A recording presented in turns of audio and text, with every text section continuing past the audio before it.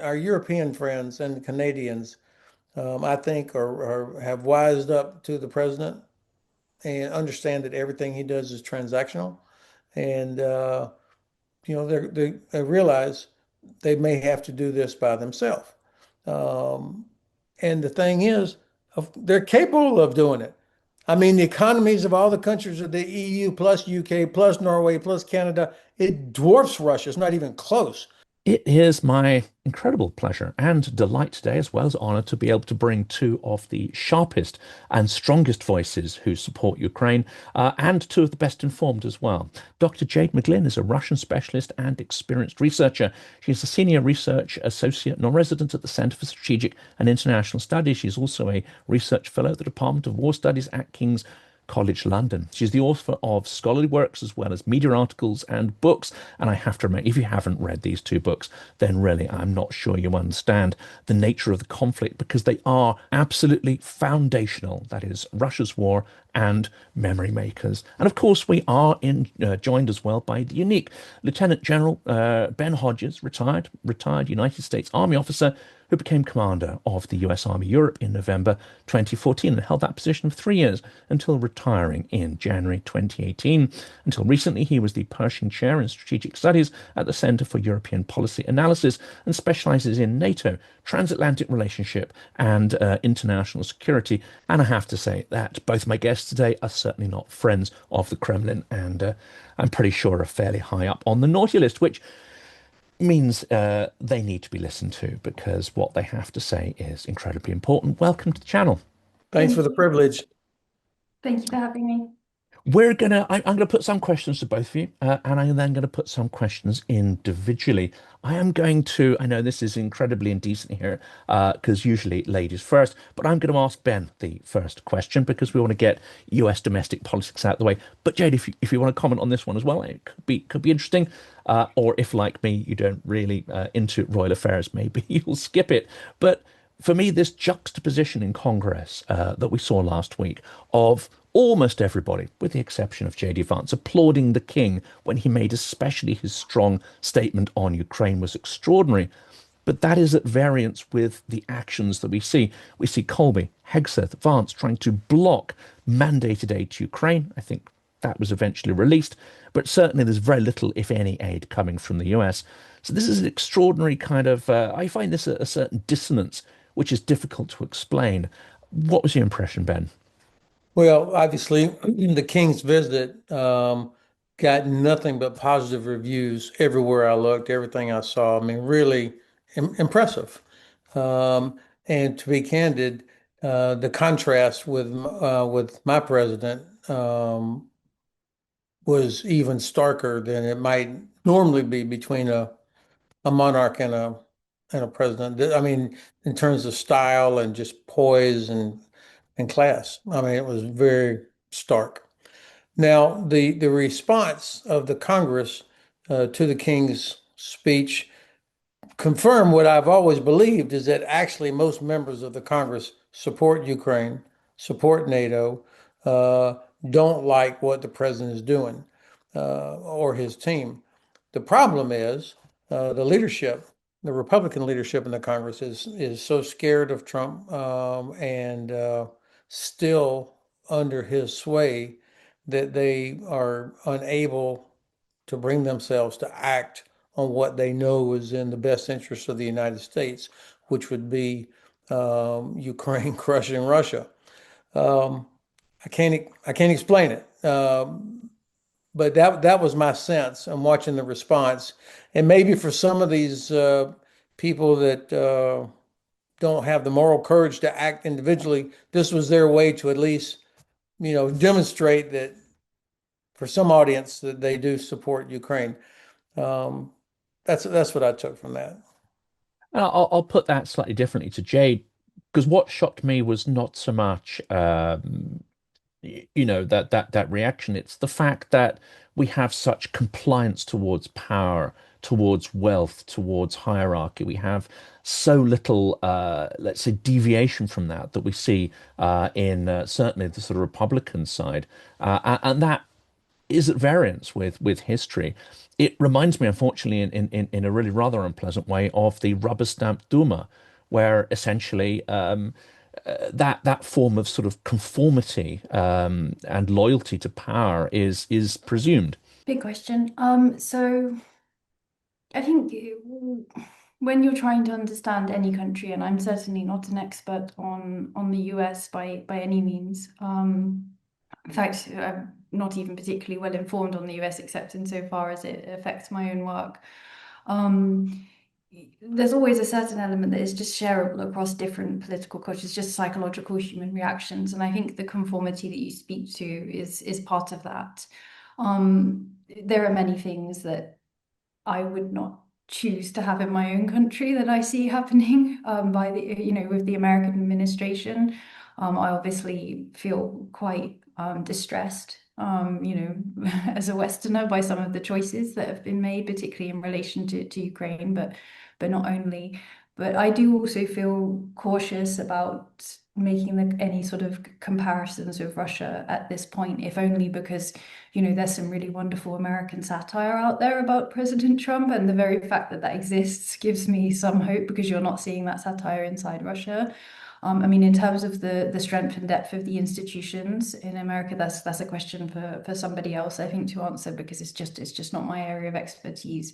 In terms of the King's speech, I'm quite an ardent Republican in that sense, so not in the American sense, but in the British anti-monarchy sense. So I'm normally very, very loath to say anything positive about the monarchy, but I'm afraid I have to admit it was just like a really excellent speech.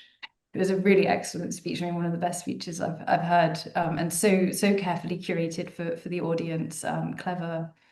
So credit where credit is due very much. It was statesman-like, wasn't it? I'm in the camp with you. I'm something of a yes, a Republican in that sense as well. But we won't go into that in too much detail there. We don't need that now. No, After we don't this, need we that can deal now. with that.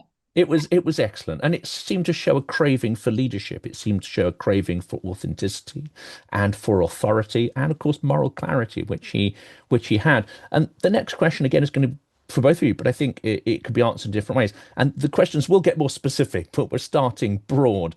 Before I get into that, we're going to do plugs at various points here. We are trying to close out the fundraiser for Kharkiv Brigade. They need these extraordinary pieces of kit, which are vampire drones produced by Skyfall, a fantastic Ukrainian manufacturer. And these are the sort of heavy duty ones. They bring supplies to the front. They do lots of other nefarious things. They are extraordinarily important on the front, especially in the directions that these brigades operate. So please do help us to close that out. At the end, I'll ask Jade about the importance of that, but please check out the links in the description of the video, and we'll try and get a QR code embedded in the video as well if we can. Now on to this slightly broad question, because Zelensky does have a way with words. Whatever criticism Ukrainians can level at him, and many of them will do, he does seem to capture certain ideas very succinctly and clearly. And I think he responded a few weeks ago in just that manner. He said, if you're not supporting Ukraine, you're supporting Russia. Let's be clear. And I think this is an incredibly important idea, that it's no good just being neutral. It's no good just saying, okay, but this isn't our fight. This isn't our problem, because evil tolerated multiplies. And I think, Jade, in one of your books, you had the phrase, not taking action is also an action. There's no such concept of neutrality. How important is that statement now, where we are at this inflection point in the war, and given the rise of populists in Europe as well, who often will, as Orban did, as I suspect Nigel Farage might do, adopt this so-called neutrality, when in actual fact that is aiding aggression and evil?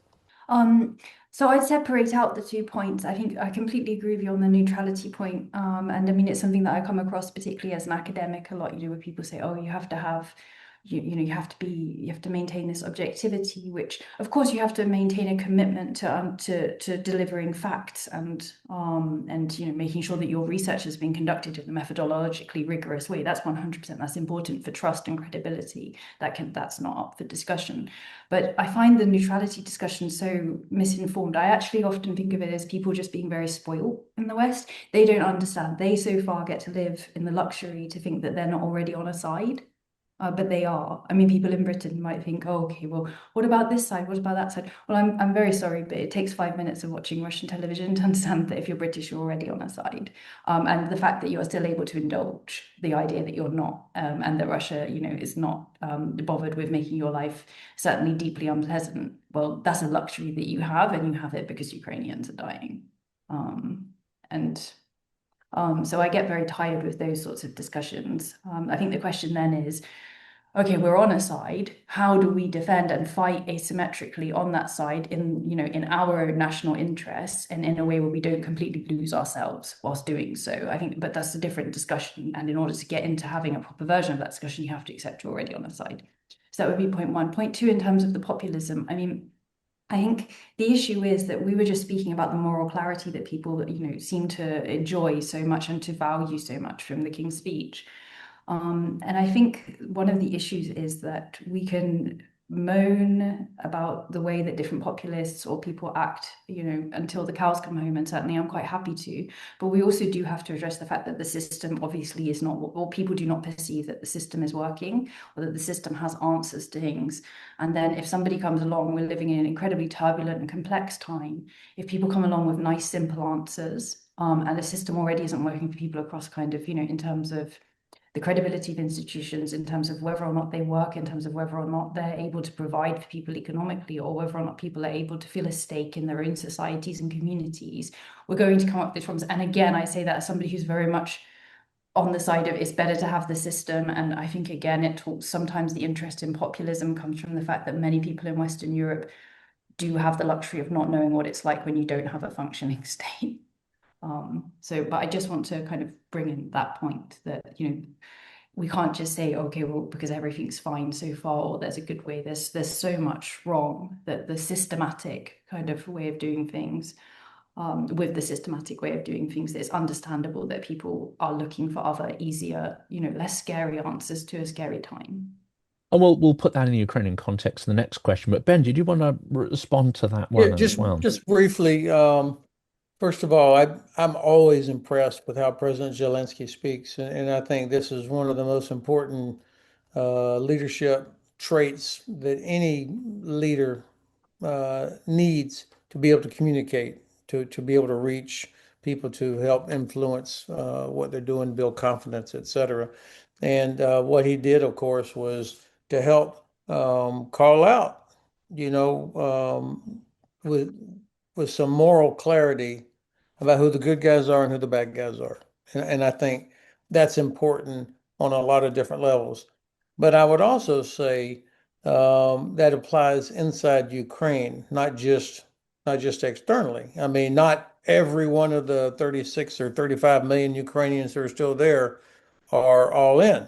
And so I imagine in his mind he was also thinking about Ukrainians or Ukrainians that have left the country and that are elsewhere.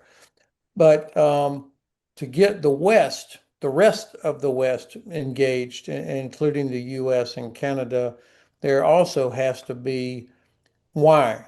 Why, and that's not his job. It's the job of our leaders to explain to us why it's in our strategic interest that Ukraine is successful. Not just because the Russians are so terrible and the Ukrainians are impressive, inspirational figures, because it's in our interest.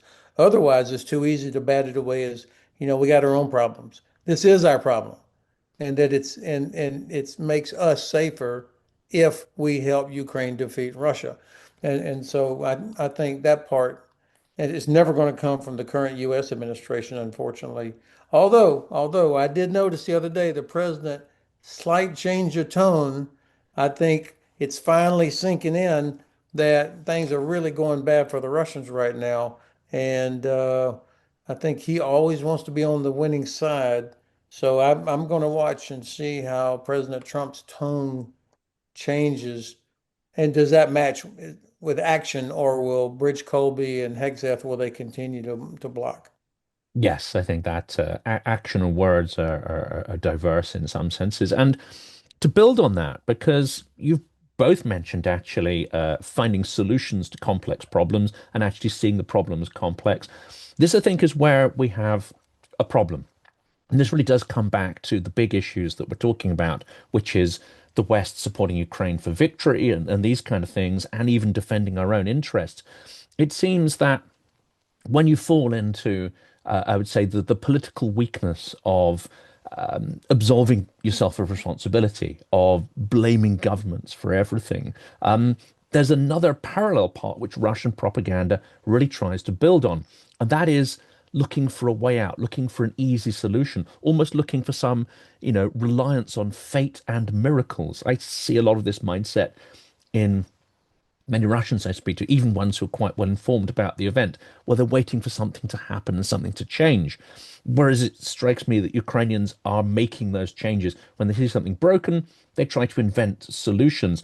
But the media often will fall into this trap. Putin's dying when he's been dying for 4 years. Same with Kadyrov or the one that's doing the rounds now. There might be a revolution or coup. Something miraculous might save us. And that's a way of actually not grasping the nettle and coming up with a solution to the problem, which then imbues the big strategic issues as well as small issues. And this is again one for both of you. Jade, could we start you on that? Sure. I mean, I fully agree. I think about this in terms of the question of agency. And I mean, that's one of the things I love so much about Ukrainians, is just this real sense of their own agency. Like, okay, something needs to be done, I'm going to do it. And it's just such a clear differentiation um with with Russians in general. The sense of, oh, okay, well, what can we do? What can be done? And that's not to say that they don't have some structural justifications for thinking that. Of course, the Russian state is pretty terrifying when it wants to be, but it's such a different approach. And also, bluntly, I mean, Ukrainians are facing the most terrifying face of the Russian state. So, in any case, Learned I think that. helplessness, I think was the phrase Yes, someone learned told me. helplessness. I mean, it's funny. We have a wonderful researcher, Kim Metcalf, who's just finished her PhD on this topic, and she calls it agency panic. This sense of not only do you not have your own sense of agency or subjectivity, but you also don't want others to have theirs because then it makes you feel responsible for the fact that you're not taking responsibility for your own actions. I think, yes, I agree. We're sort of expecting, for a long time, I think in the West, we've been expecting Russia to almost solve the Russia problem for us, and that's just not going to happen. We don't have an adequate theory of the change we would like to see. And it's not that those theories don't exist. It's not that Russia is completely impossible to defeat. It's not that there aren't different options. Sure, there's not an ideal way where it all just gets very neatly resolved and everything goes back to like 2012. That's obvious, but there are different options. But honestly, I think there's not the political will to see them. And I think it comes back to Ben's point that in terms of the framing, we frame this to our own publics as if we're supporting Ukraine for moral reasons. Yes, definitely morality isn't, that's great. But ultimately, it's because it's in our own interests. And I think that actually many of the politicians have fallen for their own description, in terms of thinking, oh, we're doing this because we're good people. No, we're doing this. I mean, if I talk about Britain, we're doing this 100% in Britain's interest. Like, who else is a major national security threat? It's Russia, the SDR, all of our strategy, all of our kind of, thinking is very clear. Russia is the number one strategy to the UK. It's hugely in our interests, that Ukraine prevails and that Russia does not win. So I think without wanting to say, it's performative enough that, oh, you change the language, you'll change the thinking. I do think there's an aspect where there's language of as long as it takes, has sort of poisoned the way that we think about what's possible. And bluntly, a total lack of courage. I mean, what I love so much about Ukraine is just, everybody always says, oh, Europe lives in a post-heroic age. Well, no, we don't, not anymore, because Ukraine is Europe and they're full of heroes. That's a very important point Volodymyr Ermolenko made, actually. And if I plug the book as well, he's in there and he makes that case quite forcefully, based on the channel. Ben, whatever it takes, or as long as it takes. So I hated that phrase that President Biden used, and some others that picked up the "we're with you for as long as it takes." What an empty, meaningless statement of zero commitment. Well, we're with you, and I think the absence of a clearly defined strategic objective contributed to our failure in the last administration, and also loss of the narrative during the whole presidential campaign. I'm originally from Florida, so I watched repeated predictions about the death of Castro and attempts to take him out. And Castro outlived at least five American presidents, I think. So, if your strategy is based on hoping that the other side, the guy has some kind of cancer or he's going to get taken out by his own, that's not a useful strategy. And I also, though, Jade would know this much better than me. Both of you would, but understanding what goes on inside Russia is difficult. I'm still even living in Europe. I can't figure out why so many Russians continue to support, that regime, including Russians who live here in Frankfurt and in other places. They come out with their goddamn St. George colors, and parade and all of that. Um, so to predict if somebody thinks that's going to collapse, um, I think that's wasted energy. I have met very few people that spoke with any confidence in 1987 or 88 that the end is coming soon, that nobody that I've met personally, except one professor down in Karlsruhe, told me he knew it was going to happen. So my point is, I think when the collapse does happen, and I do believe it will, of some sort, it will all probably be a little bit surprised the how and the when and that sort of thing. For me, the much more important is to be prepared for it. I'm hoping that people in all of our governments and in the various institutions are working hard on uh, the day after. What's our plan? Who's got control of the nukes? Where's the money going? Make sure Russian money doesn't head off to the UAE or somewhere. Um, the inevitable score settling that'll start. What are we going to be doing to help with that transition? And I think people are squeamish about that, but we were not prepared when the Soviet Union collapsed, and that's how we ended up a little bit where we are now. So I'm going Just, to pick up on Jonathan, something. Oh, oh, sorry, I'll sorry. let you go. It's only because what Ben said reminded me of something interesting I was reading. I think it must have been last night, and it's from Важные истории, so important stories about essentially Russia now has two paths.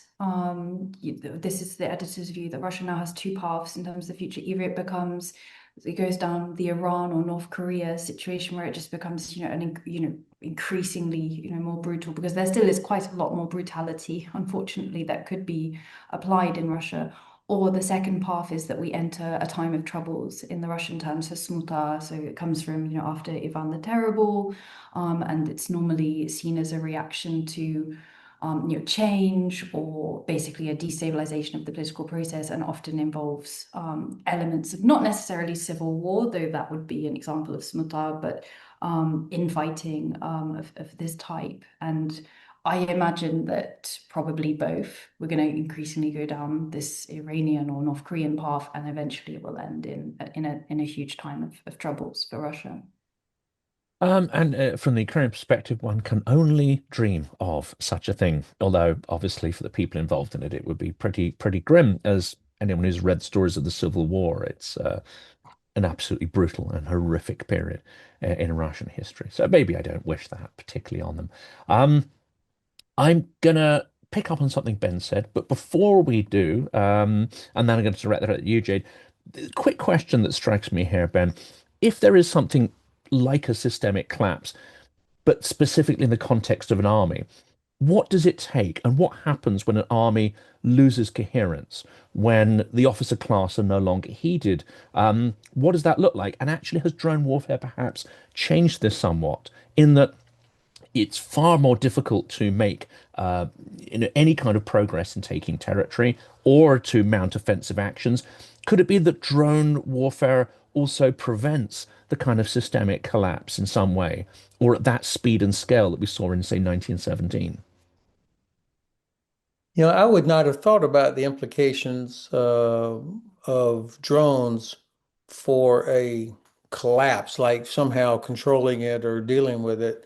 I think um, as an outsider watching, the component of the Russian military that seems most absent is trust. Any kind of trust between, all the different levels of headquarters, but also between officers and their soldiers. Um, so I can imagine a situation where if there's a collapse, then if you have mutinies, for example, there will be an awful lot of officers getting killed immediately, and other scores being settled, and then uh, people voting with their feet what they're going to do. Do they try to go home? I imagine that one of the things that motivates Putin to keep going is the idea of 1 million veterans with PTSD coming home to a shambles economy. I mean, that's what's going to be happening, and an already what always seemed to me to be a pretty violent society. Now you're going to have all these soldiers coming back to what? So there's an incentive not to, to try and prevent that from even happening. Um, if there's a collapse, nobody's getting paid, or else people are absconding with huge amounts of money, which will, of course, fuel that anger and resentment as well. So I'm kind of making a hash of your good question, but I don't know um, how it plays out. And what I do hope is that the Ukrainians will be in a crouch, ready to exploit that immediately. That as soon as they start seeing or hearing about, as I'm sure they will, they'll start getting indicators if it's happening, that then they could exploit that in such a way to regain territory, to eliminate huge parts of the Russian military in front of them. I imagine that people like General Budanov and Sirski have thought about that possibility. And we've seen a few incremental gains, in fact, where local order or troop concentrations have collapsed. So that, on a large scale, that could be interesting. This is something that Ben said, Jay, but I want to fire at you, and I think it's quite a fascinating one, which I can't quite get to grips with. You are possibly one of the few people who could answer this in something approaching a sort of insightful way. We've seen a lot of these so-called Russian dissidents appearing in the media. I certainly wouldn't describe Victoria Bonya as a dissident, and they are almost always portrayed as people who are somehow, upset with Putin, turning on Putin, etc. And we seem to interpret this through a Western lens. But if you parse their language, one, it's very specific. Many of them don't actually, unlike Remeslo, many of them don't actually criticize the Tsar. In fact, they go out of their way to point out that they're not trying to challenge the overall order. They're just complaining about a few little things. The other part of it, which I think is almost completely absent from most Western analysis, is to ask a simple question. Is this person acting of their own volition, out of their own agency, or are they acting based on a faction that sits behind them, that's getting them to say these things, a jostling for power, which in itself could be interesting? Or has the regime actually orchestrated it? Is the regime actually putting forward voices of apparent dissent to, I think Michael Nagy described this, as a pressure valve? We don't even ask those questions, let alone have answers to them. Hmm. I agree with the fact that we have quite a naive approach to like understanding the Russian information space is important. I mean, I won't speak specifically to Bonya or others' comments, but um, it's quite normal if you want to make a criticism that you need it to kind of align with certain myths, that Russia needs a strong state, obviously, in its current iteration as Putin, or that Russia, the West treats Russia unfairly. And then you need to do that because otherwise you're just going to get psychological reactance from the majority of the audience. Now, that doesn't mean that everybody in Russia agrees with those myths, but it does mean that it's quite a small minority that doesn't, and a lot of them are already in the West, or they already understand what's wrong. So there's not really much point in us trying to convince them, like they're already kind of okay. I think that should be something that, in a way, we should be paying attention to how they are able, regardless of the reasons why they're making these criticisms, we should be paying attention to when these criticisms are possible to make and thinking about how to use that in our own strategic communications campaigns. Separately, one of the things that I find really kind of dull in our discussion, I think this is what your question, not our discussion here, but our Western discussion about the Russian space. And I think this is what your question was getting at, is this constant focus on, do they like Putin? So, well, there's a lot of problems in Russia. Like, this is a very sick society. Drawing on some of the things Ben was talking about, I mean, just the level of aggression and brutalization that's happened in that society over generations, and also more recently. This is a society that, if it's unable to export that aggression and hate, which clearly it's planning to do, if we look at the fact it has no veteran return programs that are going to be able to deal with that scale. Its education system is set up for the militarization of children to become like a pipeline into the military. The economy, it'd be very, very hard. Naibulina herself has said it'd be very, very hard to shift that economy now away from the war economy footing. There are no long-term plans in the current Russian setup for peace or peaceful coexistence with anybody. And it almost seems close to impossible for that to be the case. That hatred, but I would also add a kind of less tangible but more sort of socio-political element, that the hatred that is there, the hatred that you see not only towards Ukraine but also in organizations like Ruska Opshina, so a paramilitary organization that goes around raiding migrants, beating them up. There's all of these kind of ethnic and interreligious tensions. We all know about the Caucasus, and the various kind of difficulties and challenges that have existed there, even over just recent years, about going back to the wars. Is a tinderbox, but Russians are also scared of the collapse of their state. So how you're able to kind of reach out and have these discussions, and I think it comes back to, again, us deciding what is our strategy. Is our strategy to encourage, to do like Russia does to our countries, and to encourage the destabilization of Russia, and to use now, for example, as a time when, okay, Rosgvardia is only at 60% of its staffing, is unable for economic reasons to increase its salaries. Do we want to encourage destabilization in pockets in Russia in order to encourage Russia to have to shift its attention from Ukraine to domestic issues? I'm not making the argument we should. I'm just saying, like, that's at least like a coherent sort of strategy, or there's an understanding of why you might do that. Do we want to just encourage people to dislike the Kremlin more? Well, to what end? We've already discussed Russians don't have a strong sense of agency. There's huge apathy. What can we really realistically have any right to expect of them anyway? Okay, we've convinced them that the Russians did do Bucha. What do they do with that information? So I think we need to think through in a much more mature way, sort of, okay, what do we want the end state to be? And probably also in a more mature way, in the sense of, there's no nice ending where, and then after that, Russia becomes a nice liberal democracy and we all live happily ever after, and maybe we build Nord Stream 3. Прекрасная Россия будущего, which Sadly, I hope I'm wrong. Like, I will say that I hope I'm wrong, and that is the path for Russia, but it's just not what my analysis suggests. Certainly not wrong, I think, in that, unfortunately. Well, this is where I put the little question grenade in. Before I do, though, I'm going to put another push for the vampire drones for Kharkiv. We've got a fantastic video on the channel with Pure, which is a call sign, which is an incredible fighter drone pilot for Kharkiv. So you want to understand, before you donate, where these are going, what they're used for, what brave and extraordinarily skilled people put these to use. Do please go and check that video out. But we want to get this over the line. It's incredibly important to help Ukraine remain resilient. Now for the question grenade. This is one for both of you. And I'm going to frame it in slightly combative terms. NATO is done. The US is out. Europe has to defend itself Otherwise, well, if Ukraine wasn't, we'd already have potentially these traumatized, violence-inflicting Russian rabble army in Berlin by now. So there we go. That's the framing of the question. Ben, do you want to? I know you're going to take particular exception to this. Do you want to? Do you want to kick it off? Yeah, I completely disagree that NATO is done. Look, of course, it is very frustrating to me, and it angers me that the current U.S. administration has done so much damage to the cohesion of the alliance. The Greenland thing had so much more negative impact than I think anybody in Washington really appreciates on how our allies view us.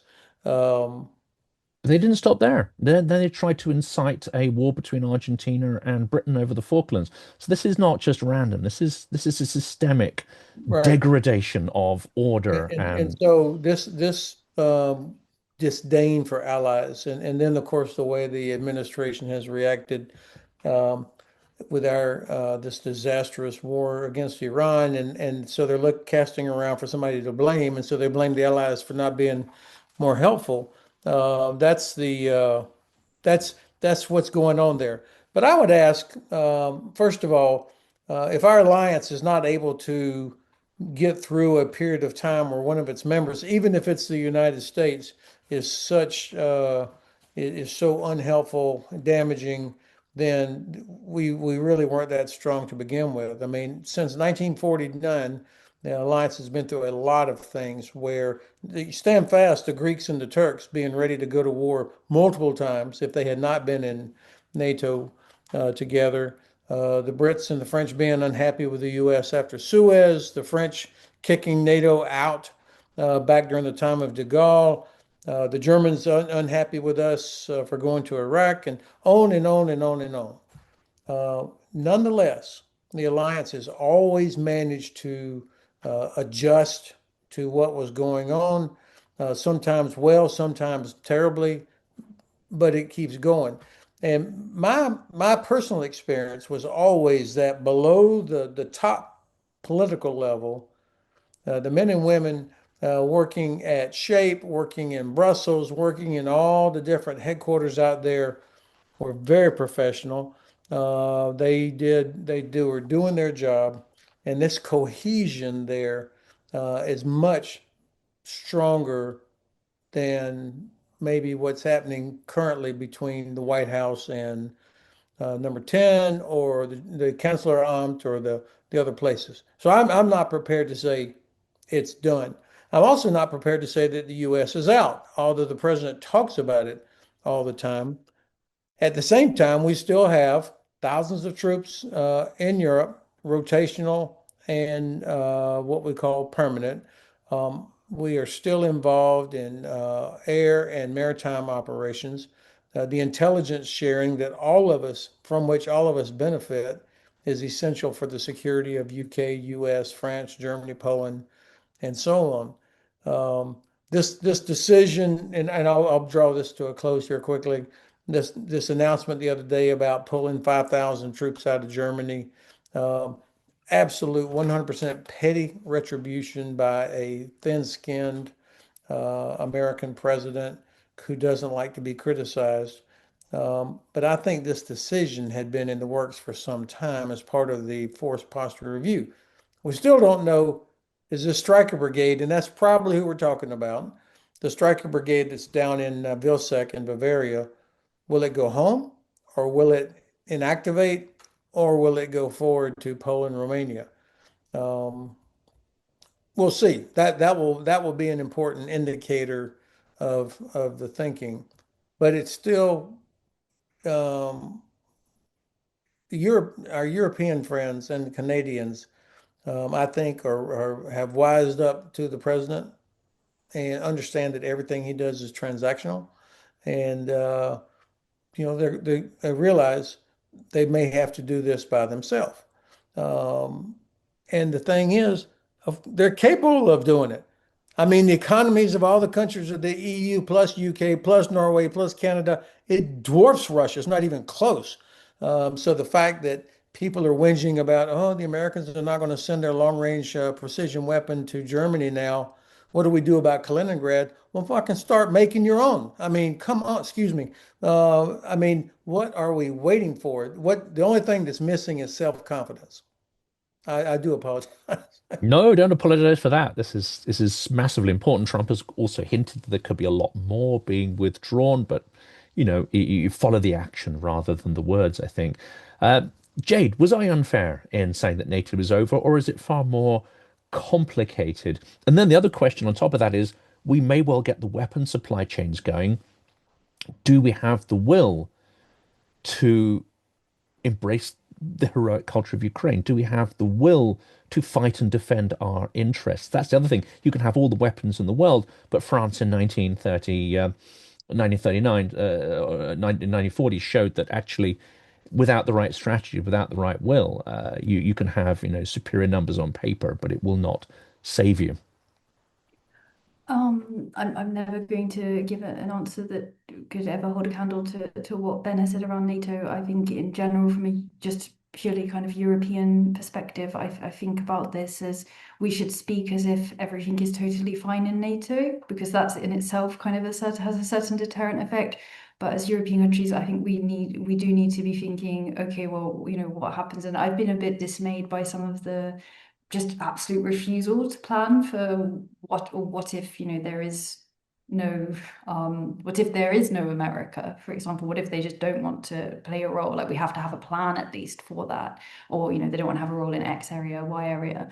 And in general, it's just, well, no, we can't have plans. You think, well, I'm sorry, but like, Britain should be a serious enough country. I appreciate the intricacies of the relationship, but Britain should be a serious enough country that's able to at least create a plan for mitigating some of the no doubt not great consequences of that. One of the issues around the NATO discussion is Ukraine isn't in it, right? And so increasingly, I don't really understand how Europe is going to be able to properly step up and meet all of the challenges, which I completely agree with Ben. It can do if it wants to. That's the issue. It doesn't want to enough. I sometimes wonder, like, if Ukraine were a banking crisis and we could translate it into that, how different certain responses would have been. But in order to do it as efficiently as possible, it really should be learning a lot from Ukraine. And it probably needs to have, I'm thinking about the Jeff, for example, and Ukraine obviously has this associate membership. To what extent that could be a measure, and then it doesn't detract from NATO, but it's also not directly a part of NATO. So for me, I think a lot of the energy that I'm seeing towards developing out, fleshing out parts of the Jeff, I find that very exciting and interesting and hopefully impactful, because we can have all of these discussions. I don't think the problem is that policymakers or decision makers don't have policies. I don't think it's that they don't have access to expertise. I don't even think it's a financial problem. I think it's ultimately like they don't know what they want to do, or they don't have the courage to really decide, to really accept what they need to do. I've put this to Ben before in slightly starker terms, perhaps, than he was comfortable, but we have these exercises. We have the land-based and maritime drone exercises that showed that small teams of Ukrainian experts with their kit embedded and using battlefield management system, Delta, was able to take out tremendous maritime assets, and on the land-based exercise destroy 2 battalions in, I'm reasonably reliably informed, not a day, but less than an hour. So Ukraine, put it this way, is helping to transform, in some ways saving these Western defensive institutions and helping to train them, but train organizations that it's not allowed to join. Doesn't the absurdity of that strike you as and won't this also strike the Kremlin as us really not being serious about our own defense or even our own stated allies? For sure, we are being slow to learn from Ukraine. I mean, I really was struck when you had the 10 or 20 Russian drones flew over Poland, and none of them are armed or weaponized, but nonetheless, you don't know that when it's coming at you. And the response in Poland was better than most, but they sent up F-35s, was part of the response. Like, what are you doing?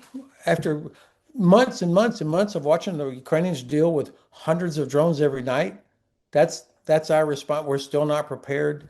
in Poland, and other European countries. So we still haven't gripped that with a sense of urgency.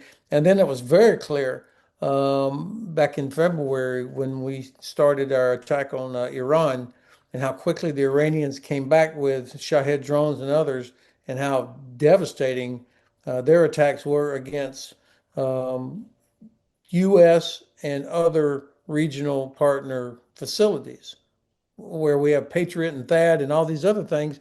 We still were not prepared, and that just defies my understanding.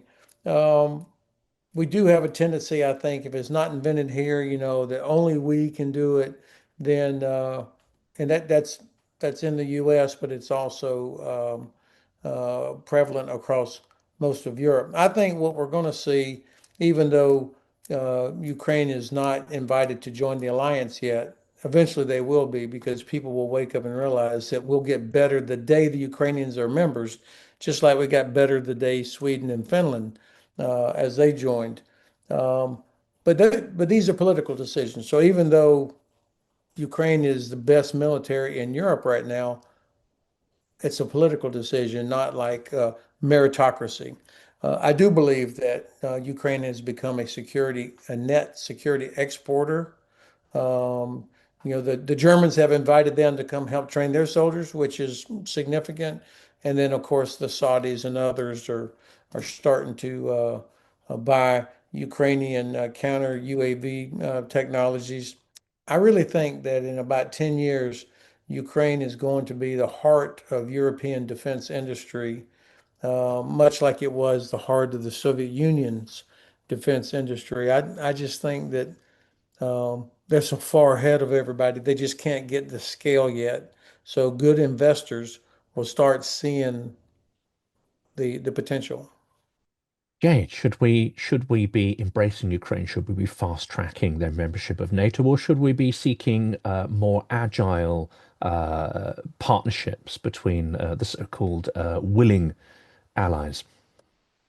I mean, I think as Ben just pointed out, like joining NATO is a political decision. Like, would I want Ukraine in NATO? Yes, I would, but there are lots of political aspects there that I mean, I don't, I definitely would, but whether or not like there's much point right now in going out and really strongly advocating for that, whether or not that's a good use of one's time and energies, I think is a different question. Um, in terms of it panics me how badly we are learning the lessons, particularly actually bluntly in Britain, where I think we've there are many excellent things about Britain's support for Ukraine, many things that make me utter the words I don't normally like to utter, but that genuinely make me proud to be British in terms of some of the ways we've supported Ukraine. But I do worry that we aren't able to properly learn the lessons, and I worry because I think Russia has learned, Russia has learned a lot more lessons from Ukraine than we have. Oh, That's a Rubicon is a good problem. example. They have, Yes, Rubicon is training excellent. I mean, 100,000 drone yeah. operators, which And I think it does talk to a bit to the certainly like in my comings and goings between the two militaries, so Ukrainian and US and British militaries, I do come across that arrogance, to be honest with you, on both the British and the American side of like, yeah, okay, well, we can tell them how it's done. It's like, oh, no, sorry, I meant to introduce them so they could tell you how to do it because you're doing it wrong.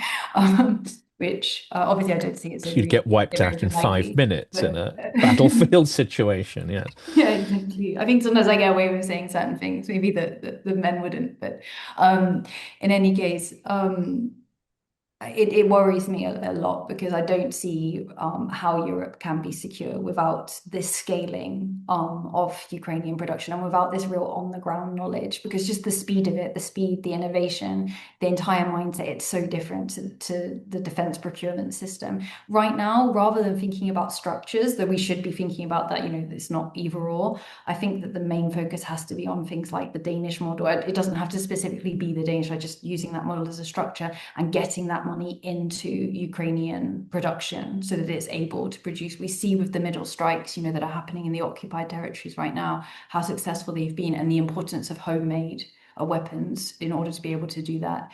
And Ukrainians know best what's needed. Ukrainians have have the interest of obvious reasons, but also the technology to do that. I think areas where we can support that and areas where we can bluntly just funnel money to that, because probably it's going to be a lot better use of taxpayer money than us saying, oh, well, let's create, X amount of jobs here so that we can then create drones that probably won't fly. So I'm going to do a last plug for the fundraiser. That is for vampire drones from Skyfall. Please do help us get this over the line. We will be supplying 5 of these pieces of equipment, which will be used in various places, including Kupiansk and really hot sectors in the east. They do save lives and they help to keep Ukraine in the fight. So please do check out that link. This is the very, very last question. I know I was squeeze another one in, but I tried to end everything on Ukraine and on a positive note and a solution-oriented mindset. So that's exactly it. And I'm going to build on what Jade said there.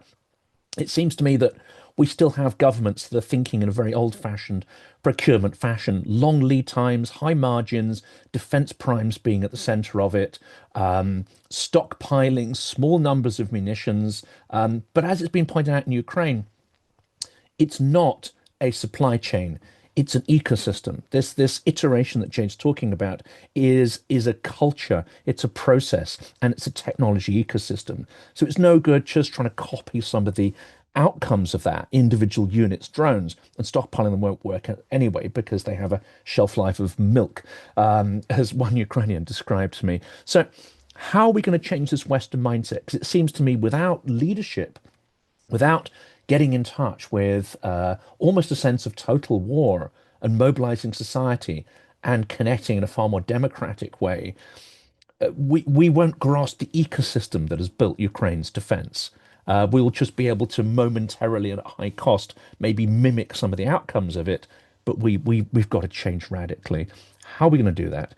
Do Western bureaucracies and our political class have it in them at this inflection point to be able to take that on board quicker than they have been up to now? Start with Ben.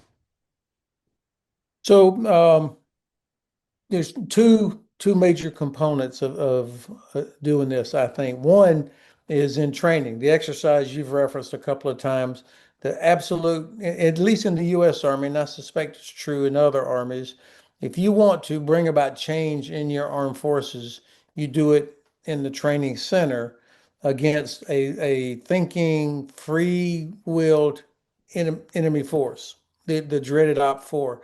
Everybody in all the American training centers hates the Op 4. You want to beat the Op 4 more than anything because they cheat like hell and they win all the time. And so everybody wants to beat the Op 4.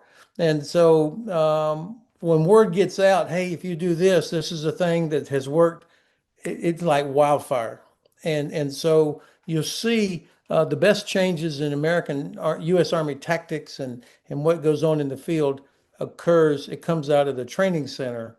The classroom, the institutions are always trying to catch up, but it's that real change. That will be the place. And so I think the more that our training centers, where you go there and you get slaughtered by the Op 4, like those 2 units did that you referenced, the more that happens, and then you do the rigorous, okay, what happened? Why did it happen? How do you fix it? And then you go in again. So I would always invest huge amounts of money in the training base. The second thing, and really, I'm new to this. I had a long phone call yesterday with let's just say, a senior person in the Pentagon who's involved in a lot of this kind of, not policy stuff about Ukraine, but about acquisition, procurement, and all. And I have a very loud critic of this administration, but I will give them credit for what I heard yesterday from a professional person who works there. The changes that have been made, really, I think, stemming from the Deputy Secretary of Defense, Mr. Feinberg, who came from the business side. He was the founder of Cerberus. They have changed so many things about procurement that make things so much faster, and where the primes, the big vendors, who traditionally they win a contract and then they wait for all the money to come in and then they begin the process of tooling up and whatever. That's over. The burden is now on the prime to do all of that first and then hope that you get. So there's so many things they're doing that they get. This was encouraging for me that we really are learning of finding ways within the context of a congressional oversight, budget, etc., um, to to become faster, to support innovation. So I like what Jade said earlier. Give credit where credit's due, and I would acknowledge that what the administration is doing inside the Pentagon on this particular thing, I was impressed, and we are doing a lot more to support Ukraine than I was aware, ammunition wise, and then other things. That's encouraging, certainly. Jade, do you want to close us out with your take on this, say, drone innovation culture? hmm I agree with you entirely that it's a mindset issue. If we sort of come back to the European side, it's obviously very encouraging to hear what Ben said. And I think in general, maybe there is something about the American mindset more broadly that is more helpful. Like for example, like Americans, sorry, speaking very generalizing, more open to taking risk. I mean, it's one of the reasons why the American economy has been to become such a monster. More open to taking risk, like more open to innovation. And I think it's a broader problem, with across Europe, that if people want to take risk, if people need the big money or the risk taken, they have to go to America. Like this is something that comes up again and again. So I think there's a broader mindset problem in Europe. I'm going to paraphrase your question slightly. How do you scare people enough that they realize they need to change their mindset? Is a good question and a difficult one to discuss publicly without having to worry that like MI5 are going to knock at your door. But I honestly am not sure. I think the clearest way to do it is to be transparent, to be honest, to not, I don't think it's not to try to scare people, it's just to provide people with the information, because from all the information I can see, I am scared. Therefore, I think most reasonable people, if they were accessing information rather than just advocacy or this or that point, would probably also be scared, or certainly a considerable enough section of them that they would then want to see, changes being made. The other question, I guess, is, do we trust our government structures to be able to make those changes in a responsible manner? I think at the moment, no, for two reasons. One, because there is a real problem with accountability, and two, because there's a real fear of failure. No policy ever fails. Well, I'm sorry, but you have to have some failure. You have to have some failure, and it's only from the failure that you'll learn the mistakes and get to that point. So, yeah. Fantastic. No, I echo that. I worked for a time in Silicon Valley, and it seemed to me that what the Americans did is actually build processes that mitigated risk, that allowed them to take more risks. So there's quite a clever structure behind that, which we haven't quite figured out, either the system or, get beyond the hierarchy to try and take those risks. Although that's another interesting conversation. I think Silicon Valley and its equivalent in Britain do provide some of the ingredients, at least, to mimic or at least fire up an equivalent Ukrainian system. And of course, they learned some of that from us, from building their tech sector. So I remain some optimism. If we can fire up the resources and the talent we have, then we can start to find solutions. I'm so immensely grateful that both of you would spend so much time going through such a potpourri of issues, although I think we found a way to thread the needle and get all these issues to tie in logically together. Ben and Jade, thank you so very much. Thank you. I enjoyed it. Thank you. Kharkiv is a Ukrainian corps operating around Kupiansk, which is a critical area of the front. Now, this campaign won't be for everybody. It is a kinetic campaign in that we are crowdsourcing here for funds to buy vampire drones, 15 in fact. 5 of those have already been achieved in this campaign, but we are looking to scale this up to get the full amount of $40,000 US. That's going to Jiggers Paw that are handling this. This is an incredibly important campaign. There are many creators who are taking part in this. My view is that it's not enough at this point just to help Ukraine to survive. It's not enough just to invest in humanitarian causes.